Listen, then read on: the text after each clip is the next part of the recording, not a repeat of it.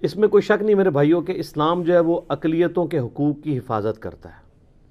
یعنی اسلام میں تو واضح طور پر سورۃ البقرہ کی آیت نمبر 256 آیت الکرسی سے اگلی آیت ہے، لا اکراہ فی الدین قد تبین الرشد من الغی.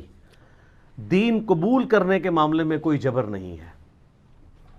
اللہ تعالیٰ نے ہدایت کو گمراہی سے الگ کر دیا. جس کی مرضی ہے ہدایت کا راستہ اختیار کرے، جس کی مرضی ہے گمراہی کا راستہ اختیار کرے. یعنی زبردستی تلوار کے زور پہ آپ کسی کو کلمہ نہیں پڑھوا سکتے. اس کی مرضی قبول کرے، اس کی مرضی نہ قبول کرے. اچھا، اس آیت کو مسلمانوں نے بھی مس یوز کیا. انہوں نے کہا جی دین میں کوئی جبر تو ہے ہی نہیں ہے. مراد یہ کہ کوئی خاوند اپنی بیوی کو پردے کا نہ کہے، کوئی بیوی اپنے خاوند کو داڑھی رکھنے کا، نماز پڑھنے کا نہ کہے، کوئی باپ اپنی اولاد کو نماز پڑھنے کے نہ کہے، کیونکہ دین میں کوئی جبر نہیں ہے. یہ مطلب اس کا ہے نہیں تھا. یہ تو کافروں کے اعتبار سے بات ہو رہی تھی. ود ان ریلیجن جب آپ نے کلمہ پڑھا ہے لا الہ الا اللہ محمد رسول اللہ صلی اللہ علیہ وآلہ وسلم، تو آپ پہ پابندیاں لاگو ہو گئی ہیں. یہ تو اسی طریقے سے ہے کہ کوئی شخص کہتا ہے میں پاکستانی فوج میں ملازمت تو کروں گا لیکن وردی نہیں فوج کی پہنوں گا، تو ایک دن بھی وہ ملازمت نہیں وہاں پہ کر سکتا. تو اسلام بھی چند حدود اور قیود کا نام ہے، وہ مسلمان نے اسے پریکٹس کرنا ہے. جیسے مسلم شریف میں حدیث ہے 246، آپ صلی اللہ علیہ وآلہ وسلم نے فرمایا بندے کے کفر اور اسلام، شرک اور ایمان کے درمیان فرق نماز ہے. اب کوئی شخص کہتا ہے مسلمان تو ہوں لیکن اسلام میں کوئی جبر نہیں، نماز پڑھنا کوئی ضروری نہیں ہے، تو ایسے تو نہیں ہوگا. تو یہ ہے تھی کافروں کے اعتبار سے کہ انہیں گن پوائنٹ کے اوپر تلوار کے زور پہ آپ کلمہ نہیں پڑھوا سکتے. اللہ نے حق اور باطل کا راستہ الگ کر دیا ہے. جس کی مرضی حق کا راستہ اختیار کرے، جو باطل کا راستہ اختیار کرنا چاہتا ہے خود ہی جہنم میں جانا چاہتا ہے، ضرور جائے. اللہ تعالیٰ کو اس حوالے سے کسی کی پرواہ نہیں ہے.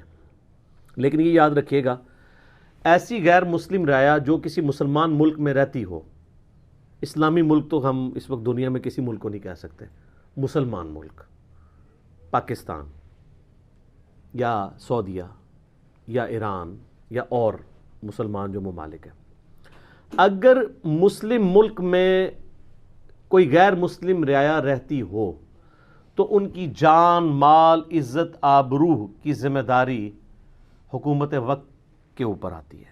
اور ایسے جو مسلمان ہیں ان کو غیر مسلموں کو ذمی کہا جاتا ہے.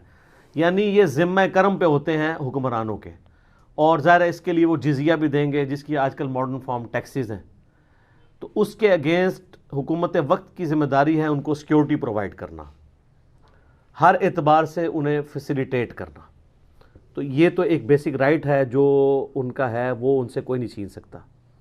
حتیٰ کہ صحیح بخاری میں حدیث ہے، اللہ کے محبوب صلی اللہ علیہ وآلہ وسلم نے فرمایا جس شخص نے کسی ذمی کافر کو ناحق قتل کر دیا، ناحق سے مراد ہے کہ اس نے قانون ہاتھ میں لیا. یہ نہیں ہے کہ حق قتل ہے تو وہ آپ خود کر سکتے ہیں، ہوگا جوڈیشری کے تھرو ہی، لیکن ناحق کوئی کسی کافر کو، ذمی کافر کو قتل کر دیتا ہے.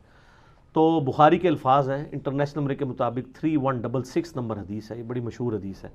ایسا شخص قیامت والے دن جنت کی خوشبو بھی نہیں پائے گا، حالانکہ جنت کی خوشبو 40 سال کی مسافت سے آ رہی ہوگی. لیکن ایسا شخص جس نے کسی ذمی کو قتل کیا، چاہے وہ کافر ہی تھا، وہ جنت میں تو داخلہ دور کی بات، اسے خوشبو بھی نہیں آئے گی. اس سے اندازہ لگائیں کہ غیر مسلم رعایا کے کیا حقوق ہیں مسلمان ملک کے اندر. یہ اپنی جگہ موجود ہیں اور یہ حقوق ان سے کوئی چھین نہیں سکتا. رہا تعلق قتال کا اور جہاد کا، اور اس میں جو قرآن حکیم میں کئی آیات آتی ہیں جب کافروں سے سامنا ہو تو انہیں قتل کرو، یہ میدان جنگ کی بات ہو رہی ہے. یہ نہیں ہے کہ جدھر بھی وہ کافر نظر آئے اسے قتل کر دینا ہے. آج کل وہ سورہ توبہ کی آیات غیر مسلم مسلمانوں پہ کوٹ کرتے ہیں کہ دیکھیں جی یہ تو کہتے ہیں جہاں بھی کوئی کافر نظر آئے اسے قتل کر دو. کانٹیکسٹ اس کا آگے پیچھے پڑھتے نہیں ہیں کہ وہ ایک پیس ٹریٹی توڑنے کے عوض ان کے اوپر اللہ کی طرف سے یہ عہد شکنی کی سزا مسلط ہوئی تھی مشرکین عرب کے اوپر، جو انہوں نے صلح حدیبیہ کا جو معاہدہ وہ توڑ دیا تھا. تو اس حوالے سے ویسے تو آپ نے ہیومن ڈگنیٹی میں ایک غیر مسلم، چاہے وہ کرسچن ہو، جیو ہو، ہندو ہو، بدھسٹ ہو، کوئی بھی ہو، بت پرستی کیوں نہ ہو، آپ نے ہیومن ڈگنیٹی میں اس کی رسپیکٹ کرنی ہے. اس کی جان، مال، عزت، آبرو کی حفاظت ایک مسلمان حکمران کی ذمہ داری ہے، اور یہ اس کے بیسک رائٹس میں سے ہے ایک مسلمان حکومت کے اندر. تو یہ بالکل کلیئر کر لیں. عام حالات میں تو بڑا سخت حکم ہے. سورۃ المائدہ کی آیت نمبر 32 ہے، جس نے ایک شخص کو ناحق قتل کیا، ایک جان کو، گویا اس نے پوری انسانیت کو قتل کر دیا. اور جس نے ایک انسان کی جان بچائی، ایک مسلمان نہیں، انسان، چاہے وہ کسی بھی مذہب سے تعلق رکھتا ہو، ایون ایتھیسٹ ہی کیوں نہ ہو، داہری کیوں نہ ہو، جس نے ایک شخص کی جان بچائی گویا اس نے پوری انسانیت کو بچا لیا. عام حالات میں یہ والی آیات ہیں. میدان جنگ میں ظاہر ہے کہ جب آپ جنگ میں ہوں گے تو پھر کوئی جنرل آپ کو یہ تو نہیں کہے گا، کوئی جنرل کہ جی آپ جو ہے وہ میٹھی میٹھی باتیں کریں. وہاں تو پھر فوج کا مورائل بلند ہی کیا جائے گا نا.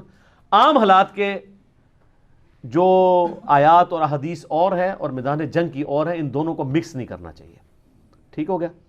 اب آ جائیں میرے بھائیوں اس بات کی طرف کہ یہ جو کافروں کی عبادت گاہیں ہیں، چاہے وہ گرجے ہوں، کلیسا ہوں، معبد ہوں، گردوارے ہوں، یہ سب کی سب عبادت گاہیں، ان کی رسپیکٹ بھی مسلمانوں پر فرض ہے، جس طرح مسجد کی ہے.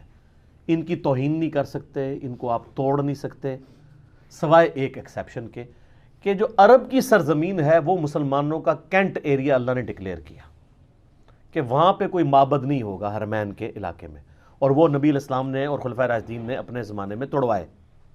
یہ نہیں ہے کہ پوری دنیا کے توڑوائے. اس کے بعد جب رومن اور پرشین امپائر مسلمانوں کے قدموں میں ڈھیر ہوئی ہیں تو آپ کوئی ضعیف روایت بھی نہیں دکھا سکتے کہ خلفائے راشدین نے کبھی کوئی گرجا توڑا ہو، کوئی مندر توڑا ہو، کوئی گردوارے تو خیر اس ٹائم ہے نہیں تھے، یہ تو سب سے لیٹسٹ مذہب ہے، سکھزم ہے جو، یا کوئی کلیسا توڑوایا ہو یا کوئی ٹیمپل توڑوایا ہو. الٹا انٹرنیشنل سٹی ڈکلیئر کر دیا یروشلم کو. عیسائی تو وہاں یہودیوں کو گھسنے نہیں دیتے تھے، وہ سمجھتے تھے یہ حضرت عیسیٰ علیہ السلام کے قاتل ہیں.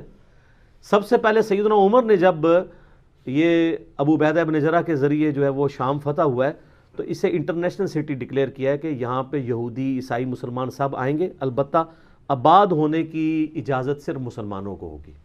ظاہر مسلمانوں کی حکومت تھی اور مسلمان ظاہر ایک اس کے ساتھ عقیدت بھی وابستہ ہے، لیکن یہودیوں کو آلموسٹ آپ سمجھ لیں کہ 500 سال تک انٹر نہیں ہونے دیا عیسائیوں نے. ٹائٹس نے حملہ کیا تھا نا 70 عیسوی میں، اور 571 عیسوی میں نبی اسلام پیدا ہوئے. اس کے بعد بھی آپ کی وفات کے بعد جا کے کہیں یعنی فتح ہوا. آلموسٹ آپ سمجھ لیں 600 سال تک یہودی وہاں انٹر نہیں ہو سکے. یہ سیدنا عمر نے پھر ایک ریٹن ایگریمنٹ کے تحت اس کو انٹرنیشنل سٹی ڈکلیئر کیا کہ یہاں پہ وہ آ سکتے ہیں، ان کے لیے متبرک جگہ ہے، نہیں توڑوایا. مسجد اقصیٰ جو ہے وہ ان کے یروشلم میں جو عبادت کے مقامات ہیں ان کو توڑوا کے بھی بنوائی جا سکتی تھی، علیحدہ سے بنوائی، نہیں اس کو توڑوایا. تو یعنی ان چیزوں کی حفاظت جو ہے وہ اللہ تعالیٰ نے خلفائے راشدین کے ذریعے کروائی ہے، نہ کہ ان کو توڑوایا. کینٹ ایریا کا معاملہ ڈیفرنٹ ہے، اس پہ کوئی اعتراض نہیں کر سکتا. آج کسی مسلمان کو اجازت ہوگی کہ وہ ویٹیکن سٹی میں جا کے کوئی مسجد بنا دے؟ وہ کہیں گے جی آپ ہم سے اٹلی میں اور جگہ لے لیں، ویٹیکن میں ضروری آپ نے بنانا ہے، یہ تو ہمارا کینٹ ایریا ہے. تو سر اسی طریقے سے حرمین ہمارا کینٹ ایریا ہے، اس میں ہم کسی کو معبد بنانے کی یا کوئی کلیسا بنانے کی یا مندر بنانے کی، بت پرستی کا اڈا کھولنے کی اجازت تو نہیں دے سکتے. باقی آپ نے جہاں کرنا ہے وہ آپ کرتے رہیں. حتیٰ کہ سورہ الحج کی آیت نمبر 40 میں اللہ تعالیٰ نے فرمایا کہ اگر اللہ تعالیٰ بعض لوگوں کو بعض سے نہ ٹکراتا جنگوں کے ذریعے تو دنیا میں کوئی بھی گرجا، کوئی معبد خانہ، کوئی ٹیمپل یہ باقی نہ بچتا، نہ کوئی مسجد، جو کہ یہ وہ جگہ ہیں جو کہ اللہ کے ذکر کے لیے بنائی جاتی ہیں. اللہ تعالیٰ نے ان ساری چیزوں کا ذکر کیا کہ گاڈ تو سب کا پیچھے ایک ہی ہے نا، کلیسا کے لیے بھی، ٹیمپلز کے لیے بھی، اور اللہ تعالیٰ نے یعنی جو غیر مسلموں کے عبادت خانے تھے انکلوڈ کیا مساجد کو بھی بیچ میں کہ یہ اللہ کی عبادت کے لیے بنائے گئے تھے. بیچ میں اب جو کچھ شرک ہو رہا ہے وہ تو کرنے والوں کی غلطی ہے نا. نماز میں تو سارے ایاک نعبد و ایاک نستعین نہیں پڑھ رہے ہیں نا مسلمان بھی، باہر نکل کے بے شک بابوں کو پکاریں یا کسی قبر پہ چلے جائیں، نماز میں تو سارے عبادت تو اللہ ہی کی کر رہے ہوتے ہیں. اس طرح غیر مسلم بھی آپ ہندوؤں سے پوچھنے کو کہیں گے اوپر بھگوان تو ایک ہی ہے. آپ کرسچنس کے پاس چلے جائیں وہ بھی یہی کہیں گے گاڈ ہے. جوز بھی، آج کے جوز تو ویسے ہی مشرک نہیں ہیں، موحد ہیں. اور سکھ بھی آپ دیکھ لیں وہ بھی ایک گاڈ میں بلیو کرنے والے ہیں، ان میں کوئی اور چھوٹے دیوتا، بت پرستی یہ والی چیزیں اس طرح نہیں ہے کہ وہ ان بتوں کے آگے جھکنے کو جائز سمجھتے ہوں. تو جو ہندو جھک بھی رہے ہیں وہ بھی ایک خدا میں بلیو کرنے والے ہیں. تو اللہ تعالیٰ نے سورہ الحج کی آیت نمبر 40 میں فرمایا کہ جہاد اور قتال کی یہ برکت ہے کہ اللہ تعالیٰ بعض کو بعض سے ٹکرواتا ہے تاکہ جو اللہ کی عبادت کے لیے جو جگہیں معبد خانے بنائے گئے ہیں، عبادت کی جگہ بنائی گئی ہیں، ان کی سیفٹی اس میں ہے کہ ان کے ذریعے قتال کے ذریعے اللہ تعالیٰ ان کی حفاظت کرواتا ہے، اور مسلمان اس کی نمائندہ مثال ہیں۔ جس طریقے سے پرسیکیوٹ کیا ہے رومن امپائر نے جیوز کو، یہودیوں کو، عیسائی ہونے کے سبب، تو یہ مسلمان اگر رومن امپائر پہ مسلط نہ ہوتے تو ان کی پرسیکیوشن تو آج تک جاری رہتی۔ تو مسلمانوں کی وجہ سے ان کو آزادی ملی ہے، اور یروشلم جو ہے وہ اس میں ان کو دوبارہ داخلہ نصیب ہوا ہے۔ لہٰذا مسلمان جو ہیں وہ ان چیزوں کو، معبد خانوں کو توڑواتے نہیں ہیں، بلکہ غیر مسلم رعایا کو سیکیورٹی اس حوالے سے پرووائڈ کرتے ہیں۔